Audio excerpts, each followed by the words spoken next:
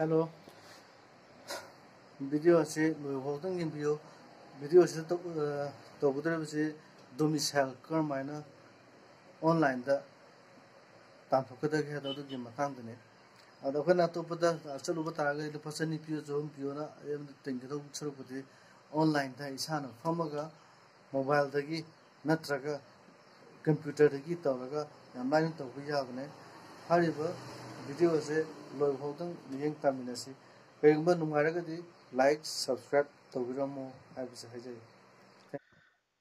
अखोना domicile से सानबई दमकता Google Chrome दा संगने Google Chrome दा संग मतुंदा महाई text अखोना थारने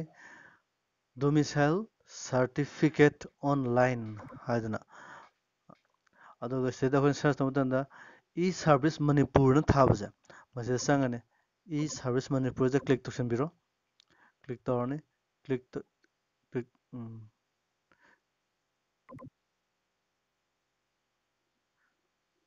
click तौरकांदा click here to login with e-praman थाबजे असिदा मु click तौबिरने click तौरकांदा e-praman login फाइना बाय संगने को तो new user थाबजे असिदा संगने new user थाबजे संग मतुंदा होय स्माइन थोलानी सिदा registration using Aadhaar number or VID हैबमा registration using driving license हैबमा registration without identity verification not recommended हैबजे असिदा अहम लेको हैदा खन आधार थाबजे संग तागदे अदा मेते दा आधार थाजन दा आधार नंबर संगनी मोबाइल नंबर संगनी अदुगा सैदा खोगी OTP लाखनी अदुगा OTP जो हापगा खोगी सिगी अकाउंट अमा क्रिएट तौदेनेबा registration without identity से तौतारगदी कंटिन्यू तौरनेको सदी पर्सनल डिटेल खनमनी सिटीजन रजिस्ट्रेशन के अदुगा साइन अप तौदेनेबा अदा खोना मिंग हापनी अदे हाउस नंबर अदगी से यूजर आईडी से खोई सेमजरने पासवर्ड का लोइनमा अदुगा सिगिदा लेबसिंदा मेनदुनेबा खोना अदा सि मेनबा कांदा खोना दाम दरकार लेजे कयना कांदा खोइदा कनजे सिगी रिक्वायर खोइ कनो सिंजे सिजे रिक्वायर फिल्ड से सिमले मेंगा तोना से मैंडेटरी ने बस से असि फाना अंगांग मुये पुंसे मेन दबे यारोबा असि सिमले फिल अप तौरने फिल अप तौरने खोना से नमदलने अदुगा साइन अप तौरनेबा अदुगा साइन अप तौरकाना खोइ लइ लोयने सिलोय हुंतुंदा खोइ आई मिंग नमिसे अरे पासवर्ड नमनेबा खोइ सेम गिसिंदो अरे कप्सा हापचलगा अखोना से हापचलनेबा हाइस की 3FTQ को से तौरने अदुगा लॉगिन तौरने लॉगिन तौरकांदा सेगी पेज से थोलाने से पेज थोलाकांदा अखोना संगदोइसे सिदा मेन गिबो सिंगदुनिको मसा अदे मेन गिबो सिंगदुने बे थोलाइसे अदुगा एडिट यूजर प्रोफाइल तोया सेम तो हितादे तब सर्विस संगने सर्विस गाना सिगी पेज से थोलाने से पेज से थोलाकांदा ई डिस्ट्रिक्ट मणिपुर थाबजे अदिदा संगनेबा अदिदा क्लिक तौरने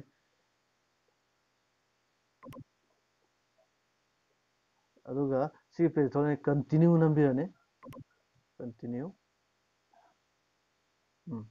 अदुगा सेदा खोइगी न्यू एप्लीकेशन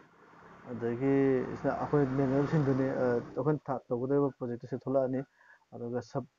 सबमिटेड एप्लीकेशन सिना आइना सबमिट तौगिबो सिंदो अदुगी मयाम लिस्टिंग दुने सिजनबा OBC certificate domicile certificate domicile से आइना थाने सा डाउनलोड तौदने सिन लोयरा डाउनलोड तौबो यारे हैबने सिदा खाना की सर्टिफिकेट फंगदनेबा अदुगा न्यू एप्लीकेशन संगने रेवेन्यू डिपार्टमेंट संगने रेवेन्यू डिपार्टमेंट से क्लिक तौरने अदुगा नंबर 2 की domicile सर्टिफिकेट हजि मपादा अप्लाई तौरने सेदा अप्लाई से क्लिक तौरने अप्लाई क्लिक तौर मतुंग अखोना सिचुएशन अखोना मिस मिस्टर अदगी मिसेस अदु नंबिरने अदु एप्लीकान ममिंग इरने फादर्स नेम अदगी आधार नंबर जेंडर अदगी अखोगी सर्कल सिले मेलने सिले बसिंग मिनिटरी ngaतने को अंगाम ने लेबसिंग से सिगी मयाम से लई मेंदनेबा sub division pin code mobile number से मयाम से मेलने फिल अप तौरने फिल अप तौर मतुंदा एप्लीकेशन submitted by an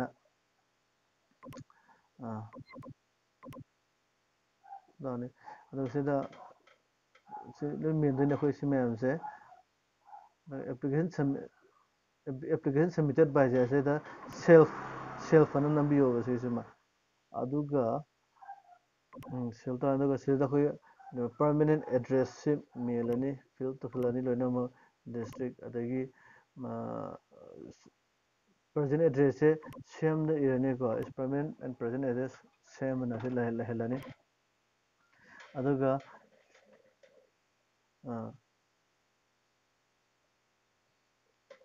ꯁꯤ ꯃꯌꯥꯝꯁꯦ ꯑꯩꯈꯣꯏ ꯃꯦꯜꯂꯛꯀꯗꯣꯏꯅꯤ ꯁꯤꯗ ꯃꯦꯟꯗ ꯌꯥꯗꯕꯉꯩ ꯂꯩꯔꯦ ꯁꯤ ꯀꯩꯅꯣ is domicile earlier issue to applicant ꯍꯥꯏꯕꯀꯣ ꯑꯗ ꯁꯤꯗꯤ no ꯑꯅ ꯍꯥꯏꯕꯤꯔꯅꯤ ꯅꯣꯗ ꯇꯤꯛ ꯇꯧꯕꯤꯔꯅꯤ ꯑꯗꯨꯒ purpose of domicile certificate ꯀꯔꯤ ꯃꯔꯝꯒꯤ ꯁꯥꯔꯇꯤꯐꯤꯀꯦꯠꯇ ꯂꯧꯗꯣꯏꯅꯣ ꯍꯥꯏꯕꯗꯣ ꯑꯗꯨꯒꯤ ꯃꯔꯝꯗꯨꯃ ꯏꯕꯤꯔꯅꯤ ꯌꯥꯝꯅ ꯑꯇꯦꯟꯕ ꯋꯥꯍꯩꯗ ꯏꯗꯨꯀꯦꯁꯟꯒꯤ ꯍꯦꯟꯅ ꯏꯔꯁꯨ ꯌꯥꯔꯦꯀꯣ ꯑꯗꯨꯒ domicile ꯂꯧꯗꯣꯏꯁꯤ ꯀꯩꯅꯣ ꯕꯔꯠꯀꯤ ꯂꯧꯗꯣꯏꯔꯥ ꯔꯦꯁꯤꯗꯦꯟꯁꯀꯤ ꯂꯧꯗꯣꯏꯔꯥ ꯍꯥꯏꯕꯗꯣ ꯗꯦꯠ ꯑꯣꯐ ꯕꯥꯔꯠꯀꯤ ꯕꯔꯠꯀꯤ ꯑꯣꯏꯅ ꯂꯧꯒꯦ ꯍꯥꯏꯔꯒꯅ ꯑꯁꯤ ꯂꯩꯔꯅꯤ ꯑꯗꯨꯒ ꯔꯦꯖꯤꯁꯇ꯭ꯔꯦꯁꯟ ꯇꯧꯔꯅꯤ ꯑꯗꯨꯒꯤ ꯃꯔꯝꯗꯨꯁꯨ ꯏꯔꯅꯤ ꯑꯗꯨꯒ ꯗꯦꯠ ꯑꯣꯐ ꯕꯥꯔꯠ ꯃꯦꯜꯂꯅꯤ ꯑꯗꯨꯒ ꯑꯩꯈꯣꯏꯒꯤ ꯕꯥꯔꯠ ꯃꯅꯤꯄꯨꯔꯗ ꯄꯣꯛꯄꯅ ꯑꯩꯈꯣꯏ ꯃꯅꯤꯄꯨꯔꯗ ꯏꯔꯅꯤ ꯑꯗꯨꯒ ꯁꯤꯅ ꯀꯩꯅꯣ ꯔꯦꯁꯤꯗꯦꯟꯁ ꯗꯤꯇꯦꯜꯁꯤꯅ ꯔꯦꯁꯤꯗꯦꯟꯁ ꯗꯤꯇꯦꯜꯗꯗꯤ ꯑꯩꯒꯤ ꯗꯦꯠ ꯑꯣꯐ ꯕꯥꯔꯠꯇꯣ ꯑꯗꯨꯃꯥꯏꯅ ꯁꯦꯝꯕ ꯌꯥꯔꯦ ꯗꯦꯠ ꯑꯣꯐ ꯕꯥꯔꯠ ꯑꯗꯨꯝ ꯍꯥꯞꯄꯤꯔꯅꯤ ꯑꯗꯨꯒ ꯗꯦꯠ ꯑꯣꯐ ꯍꯥꯞꯗꯅ ꯁꯤꯗ ꯀꯩꯅꯣ ꯊꯣꯛꯂꯛꯀꯅꯤ ꯑꯗꯨ ꯃꯊꯪꯗ ꯁꯤ ꯂꯩꯔꯦ ꯒꯤꯚꯟ ꯗꯤꯇꯦꯜ ꯁꯤ ꯑꯃꯨꯛ ꯅꯝꯃꯅꯤ ꯒꯤꯚꯟ ꯗꯤꯇꯦꯜꯁꯦ ꯑꯣꯅꯔꯁꯤꯞ ꯑꯗꯨꯒꯤ ꯏꯗꯨꯀꯦꯁꯟ ꯁꯤ ꯃꯌꯥꯝꯁꯦ ꯅꯝꯃ ꯀꯥꯟꯗ ꯑꯩꯈꯣꯏꯅ ꯇꯧꯗꯣꯏꯁꯤ ꯅꯝꯃꯝꯗꯣꯏꯁꯦ ꯀ꯭ꯂꯤꯛ ꯇꯧꯗꯣꯏꯁꯦ ꯀꯟꯇꯤꯅ꯭ꯌꯨ ꯔꯦꯁꯤꯗꯦꯟꯁ ꯃꯌꯥꯏꯒꯤꯁꯦ ꯑꯁꯤ ꯅꯝꯒꯗꯧꯕ ꯃꯌꯥꯏꯒꯤꯁꯤꯗ ꯑꯁꯤꯗꯪ ꯀ꯭ꯂꯤꯛ ꯇꯧꯔ ꯌꯥꯔꯦ ꯏꯗꯨꯀꯦꯁꯟ ꯇꯧ ꯇꯥꯔꯗꯤ ꯑꯩꯒꯤ ꯀꯩꯀꯩ ꯃꯌꯥꯝ ꯑꯃꯨꯛ ꯃꯦꯟꯁꯤꯟꯕ ꯑꯃ ꯗꯔꯀꯥꯔ ꯂꯥꯛꯀꯅꯦꯕꯀꯣ ꯑꯗꯣ ꯈꯔ ꯂꯥꯏꯕ ꯃꯑꯣꯡꯗ ꯍꯥꯏꯔꯒꯗꯤ ꯅꯝꯃꯅꯤ ꯀꯟꯇꯤꯅ꯭ꯌꯨꯁ ꯔꯦꯁꯤꯗꯦꯟꯁ ꯏꯟ ꯃꯅꯤꯄꯨꯔ ꯐꯣꯔ ꯂꯥꯁ 10 years ꯍꯥꯏꯁꯦ ꯑꯁꯤꯗ ꯀ꯭ꯂꯤꯛ ꯇꯧꯕꯤꯔꯛꯑꯣꯕ ꯑꯁꯤ ꯀ꯭ꯂꯤꯛ ꯇꯧꯔꯅꯤ ꯇꯤꯛ ꯇꯧꯕꯤꯔꯅꯤ ꯑꯗꯨ ꯃꯊꯪꯗ ꯑꯩꯒꯤ ꯉꯁꯥꯏ ꯚꯣꯇꯔ ꯑꯥꯏ ꯗꯤ ꯑꯗꯒꯤ ꯑꯥꯏꯗꯦꯟꯇꯤꯇꯤ ꯄ꯭ꯔꯨꯐ ꯑꯗꯨꯅ ꯑꯩꯒꯤ ꯑꯙꯥꯔ ꯑꯣꯏꯅ ꯍꯥꯞꯄꯤꯔꯣ ꯑꯗꯒꯤ ꯑꯦꯄ꯭ꯂꯤꯀꯥꯟ ꯃꯁꯥꯒꯤ ꯃꯊꯪꯒꯤꯁꯤꯅ ꯑꯩꯈꯣꯏꯒꯤ ꯑꯣꯔꯤꯖꯤꯅꯦꯜ ꯉꯥꯛꯇ ꯍꯥꯞꯀꯗꯕꯅꯤꯀꯣ ꯀꯩꯅꯣ ꯇꯧꯔꯒ PDF ꯐꯥꯏꯜꯗ ꯑꯗꯨꯒ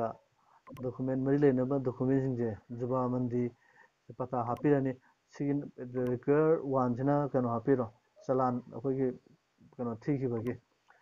ꯄꯇꯥ ꯊꯤꯈꯤꯕꯒꯤ ꯇꯨꯁꯤꯅ income certificate family income certificate ꯍꯥꯞꯄꯤꯔꯣ ꯊ꯭ꯔꯤꯁꯤꯅ ꯑꯩꯈꯣꯏꯒ ꯒꯦꯖꯦꯠ ꯑꯣꯐꯤꯁꯥꯔꯅ ꯄꯤ ꯇꯥꯔꯒꯗꯤ ꯒꯦꯖꯦꯠ ꯑꯣꯐꯤꯁꯥꯔꯒꯤ ꯀꯩꯅꯣꯃ ꯍꯥꯞꯄꯤꯔꯛꯑꯣꯕꯀꯣ ꯃꯥꯒꯤ ꯁꯥꯔꯚꯤꯁ ꯑꯥꯏ ꯀꯥꯔꯠꯇꯣ ꯑꯗꯣ ꯍꯥꯏꯔꯤꯕꯁꯤꯡꯁꯦ ꯚꯣꯇꯔ ꯑꯥꯏ ꯗꯤ ꯀꯥꯔꯠ ꯄꯦꯔꯦꯟꯁꯀꯤꯅ ꯁꯤꯗ ꯀ꯭ꯂꯤꯛ ꯇꯧꯔꯅꯤ ꯀ꯭ꯂꯤꯛ ꯇꯧꯔ ꯃꯇꯨꯡꯗ ꯃꯊꯪꯗ ꯂꯣꯏ ꯂꯩꯔꯦ ꯁꯤꯗ ꯃꯄꯥ ꯃꯄꯥꯗ ꯚꯣꯇꯔ ꯑꯥꯏ ꯗꯤ ꯅꯝꯇꯅ ꯑꯦꯗ ꯇꯧꯔꯅꯤ ꯑꯦꯗꯁꯦ ꯅꯝꯃ ꯀꯥꯟꯗ ꯑꯩꯒꯤ ꯉꯁꯥꯏꯒꯤ ꯀꯩꯅꯣꯁꯤꯡꯗ ꯗꯣꯀꯨꯃꯦꯟꯁꯤꯡꯗꯣ ꯍꯥꯟꯅ ꯀꯝꯄ꯭ꯌꯨꯇꯔꯗ ꯐꯤꯛꯁ ꯇꯧꯔ ꯊꯝꯍꯧꯗꯣꯏꯅꯦꯕ ꯁꯥꯏꯖꯇ ꯁꯦꯝꯍꯧꯔꯒ ꯑꯗꯨꯒ ꯑꯦꯗꯁꯦ ꯆꯪꯉꯒ ꯇꯤꯛ ꯇꯧꯔꯅꯤ ꯑꯗꯨꯒ ꯍꯥꯞꯆꯤꯟꯒꯗꯣꯏꯅꯦꯕ ꯑꯗ ꯀꯩꯅꯣ ꯚꯣꯇꯔ ꯑꯥꯏ ꯗꯤ ꯅꯝꯃꯦ ꯑꯗ ꯑꯣꯄꯟ ꯇꯧꯔꯦ ꯁꯤꯗ ꯑꯞꯂꯣꯗꯁꯨ ꯇꯧꯔꯅꯤ ꯑꯞꯂꯣꯗ ꯇꯧꯕ ꯃꯇꯝꯗ ꯃꯈꯥꯗ ꯊꯣꯛꯂꯛꯑꯅꯦꯕ ꯁꯤꯗ ꯑꯃꯨꯛ ꯁꯨꯃꯥꯏꯅ ꯑꯗꯨꯃꯥꯏꯅ ꯑꯩꯈꯣꯏ ꯃꯔꯨ ꯑꯣꯏꯕ ꯃꯥꯒꯤ ꯔꯤꯀ꯭ꯋꯦꯌꯔ ꯗꯣꯀꯨꯃꯦꯟꯁꯤꯡꯗꯣ ꯍꯥꯞꯄꯤꯔꯣ ꯑꯗꯨꯒ ꯃꯥꯒꯤ ꯐꯥꯏꯜꯁꯤꯡꯁꯦ JPEG PDF ꯐꯥꯏꯜꯁꯤ 200 KBꯒꯤ ꯃꯅꯨꯡꯗ ꯂꯣꯏ ꯂꯩꯒꯗꯧꯅꯦꯕ ꯑꯗꯨꯗꯤ ꯑꯣꯟꯂꯥꯏꯟꯗ ꯂꯣꯏ ꯁꯦꯝꯕꯁꯨ ꯌꯥꯕꯅꯦ ꯑꯗꯨꯒ ꯍꯥꯞꯄ ꯂꯣꯏꯔꯕ ꯃꯇꯨꯡꯗ ꯁꯤ ꯇꯤꯛ ꯇꯧꯕꯤꯔꯣ ꯁꯕꯃꯤꯠ ꯇꯧꯁꯟꯕꯤꯔꯣ ꯁꯕꯃꯤꯠ ꯇꯧꯔꯕ ꯃꯇꯨꯡꯗ ꯍꯥꯟꯅ ꯀꯩꯅꯣ ꯊꯣꯛꯂꯛꯑꯅꯤ ꯑꯩꯒꯤ ꯁꯕꯃꯤꯇꯦꯠ ꯑꯦꯄ꯭ꯂꯤꯀꯦꯁꯟꯁꯦ ꯑꯁꯤ ꯌꯦꯡꯕꯤꯔꯣ ꯑꯗ ꯑꯩꯈꯣꯏ ꯃꯊꯪ ꯃꯊꯪ ꯂꯣꯏ ꯊꯣꯛꯂꯛꯑꯅꯤ